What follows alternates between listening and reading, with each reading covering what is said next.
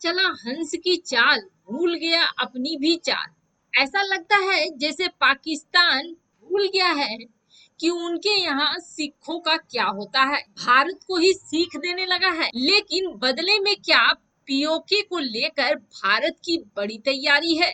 वहीं रूस के इस हथियार ने गजब ढा दिया है और पूरी दुनिया में चर्चा का विषय बन गया है। यूरोप और अमेरिका टेंशन में आ गए हैं। रूस अपने इस हथियार से कोहराम मचाने को हो गया है तैयार। वहीं चीन ने दिया बड़ा ही बेहुदा बयान। आइए जानते हैं इन खबरों को विस्तार से।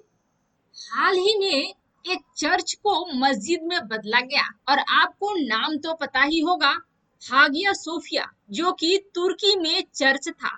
चर्च को बदला गया मस्जिद में और मस्जिद से बना म्यूजियम और आखिरकार अदोर्गन ने इसे वापस से बदल दिया मस्जिद में और मस्जिद की नमाज भी अदा कर दी गई। और सबसे ज्यादा खुश कौन हुआ था, तो वो हुआ था पाकिस्तान। जब बकरीद के मौके पर अदोर्गन ने इमरान खान से बात करी तो इमरान खान ने पूरी शाबाशी दी। लेकिन वही पाकिस्तान अब राम मंदिर के मुद्दे पर क्या कह रहा है। अयोध्या में बुधवार को प्रधानमंत्री नरेंद्र मोदी ने राम मंदिर के लिए भूमि पूजन किया, तो इससे पाकिस्तान बौखलाया हुआ है। इमरान खान सरकार में रेल मंत्री शेख रशीद ने मोदी सरकार की आलोचना करते हुए उन्हें सांप्रदायिक तक बता दिया। रशीद ने एक बयान में कहा कि भारत अब रामनगर हो गया है, वहाँ सेक्युलरिज्म नाम की चीज नहीं रह गई है। अयोध्या मामले में जब से फैसला आया है तब से ही रशीद कुछ इसी तरह की प्रतिक्रिया दे रहे हैं। मंगलवार को एक बयान में इमरान खान के ये मंत्री कश्मीर का राग अलापने का मौका भी नहीं छोड़ रहे थे।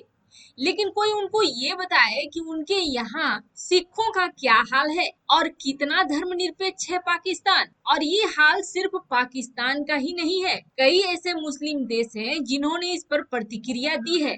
लेकिन ऐसा आखिर क्यों, दोहरी नीति क्यों? जिस चर्च को मस्जिद में बदला गया उसके लिए तो मुस्लिम देशों में शाबाशी दी और उसमें से ही कुछ मुस्लिम देश राम मंदिर के लिए धर्मनिरपेक्षता जैसी बातों को उठा रहे हैं। खैर, पाकिस्तान तो सुधरने वाला है नहीं, उसकी छोड़ते हैं और चीन की बातों पे आते हैं। चीन भी कुछ ऐसा ही चाह रहा है। अमेरिका में चीनी राजदूत ने भारत और चीन सीमा विवाद पर एक बयान दिया है। चीनी राजदूत ने कहा है कि भारत और चीन के बीच सीमा विवाद का मामला इस साल जून महीने में बहुत ज्यादा बढ़ गया था। दोनों ही देशों की सेनाएं भारत के लद्दाख में आपस में टकरा भी गई थी। राजदूत का कहना था कि यह सीमा विवाद दोनों देशों के बीच संबंधों पर हावी नहीं होना चाहिए। ये तो बड़ा ही बेतुका बयान है। सीमा विवाद भी करो लेकिन दूसरी तरफ संबंधों को अच्छा रखो, ये आखिर होता कैसे है? एस्पेन सिक्योरिटी फोरम में उपस्थित राजदूत कुई तियानकाई ने कहा कि मुझे नहीं लगता है कि यह मुद्दा चीन और भारत के रिश्तों पर हावी होना चाहिए और मुझे नहीं लगता है कि हमारे मित्रों का भी नजरिया होगा। भारत चीन सीमा विवाद पर पहले भी इस तरह के बयान आखिर आए हैं, लेकिन इसका असली मकसद क्या है? तो आपको बता दें, जब से भारत ने आर्थिक मोर्चों पर चीन को झटके देने शुरू करे हैं तब से ही इस तरह के बयान आए हैं। चीन चाहता है कि बॉर्डर पर जमीन भी वो अपने हिसाब से हथियाए और व्यापार भी उसका चले, यानी कि उसकी पांचों उंगलियां घी में और सिर कढ़ाई में हो। वैसे आपको बता दें, धीरे धीरे लड़ाई का स्वरूप भी बदलता जा रहा है और आने वाले समय में ये और भी ज्यादा बदलेगा। इसकी होड़ में लग चुके हैं अमेरिका, रूस और चीन। और वास्तव में आने वाले समय में लड़ाई कैसी होगी, तो वो ऐसी होगी जैसे कि कोई वीडियो गेम खेल रहा हो। मानव रहित विमान जाएंगे और वो लड़ेंगे और उसको कंट्रोल करने वाला किसी कंट्रोल रूम में बैठा होगा। इस क्रम में अब बाजी मार ली है रूस ने। रूस की सुखोई बनाने वाली कंपनी ने अब एक ऐसा हथियार बनाकर दुनिया को चौंका दिया है, क्योंकि इस रेस में कई थे शामिल, लेकिन रूस ने पहले इसको बना लिया और वह विमान है S-70 ओखोटनिक। जल्द ही ये रूस की सेना में भी शामिल होगी। S-70 रूस का यह ड्रोन नहीं बल्कि एक चलता फिरता ऐसा विमान है जिसका इस्तेमाल युद्ध स्तर पर भी किया जा सकता है। इसका अंदाजा आप इससे लगा सकते हैं कि यह एक तो 5वीं पीढ़ी का ड्रोन है और दूसरी इसमें जो इंजन लगा हुआ है वह चीन के J-20 से कई गुना बेहतर इंजन है। साथ ही साथ यह भी दावा किया जा रहा है कि यह रूस के Su-57 के साथ भी युद्ध लड़ सकता है और इजराइल, फ्रांस और अमेरिका के ड्रोनों से काफी बेहतर है। और आपको बता दें, खास बात यह है कि इस तरह के ड्रोन बनाने के लिए रूस ने किसी की मदद नहीं ली है।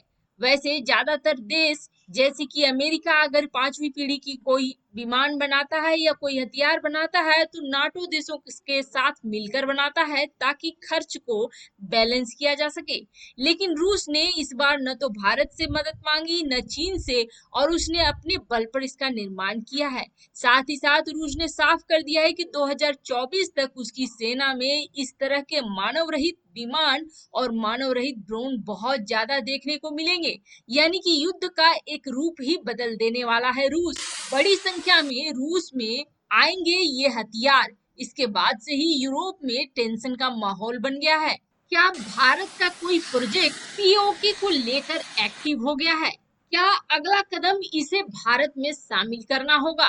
पाकिस्तान के अंदर इसी तरह का डर बैठ गया है, या फिर ये कहें कि पाकिस्तान जानता है कि अगला कदम शायद भारत का यही है। यही वजह है कि हाल की रूटीन को आप उठाकर देखें तो पहले कमर जावेद बाजवा चुपके से एलएसी पहुंच जाते हैं, तो उसके बाद उसके रक्षा मंत्री, और उसके बाद अब यह सूचना आ रही है कि जल्द ही इमरान खान वहां पहुंचने वाले हैं और वहां की जनता को भारत के खिलाफ भड़काने वाले हैं। हालांकि ये काम उनके बाकी के मंत्रियों ने भी वहां जाकर किया है। आखिर इतना ज्यादा पीओके पर एक्टिव क्यों हो गया है पाकिस्तान? क्या यह चीन के कहने पर हो रहा है या फिर उसे डर लग रहा है कि आने वाले कुछ दिनों में हो सकता है कि उसे शामिल करने के लिए भारत अपने कदम को आगे बढ़ा दे? वैसे भी कुछ इसी तरह की सूचनाएं मीडिया तंत्र में फैल रही हैं कि भारत का अगला निशाना यही है।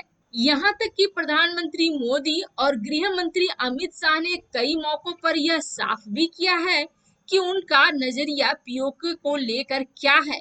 प्रधानमंत्री मोदी ने तो एक बार साफ साफ कह दिया था कि जबरदस्ती हमारे जमीन पर कब्जा कर रखा है और इसकी कसक तो हमारे मन में है ही, और कभी न कभी यह कसक तो निकलेगी ही। वहीं अमित शाह ने भी बड़े जोरदार ढंग से संसद में कहा था कि पीओके हमारा है और हम इसे लेके रहेंगे। ऐसे में पाकिस्तान को भी यह डर सता रहा है कि शायद अगली कार्रवाई पीओके पर भी हो, और ये भी कहा जाता है कि यह कार्रवाई बहुत पहले हो गई होती अगर चीन बीच में नहीं आया होता तो। चीन के साथ तनाव ने भारत को इस तरफ कदम लेने से तत्काल के लिए रोक दिया था, लेकिन शायद अब वह कदम फिर से आगे बढ़ जाएगा। यही डर है जिसकी वजह से पाकिस्तान के बड़े बड़े मंत्री और यहाँ तक कि प्रधानमंत्री तक पीओके पर पहुंच रहे हैं।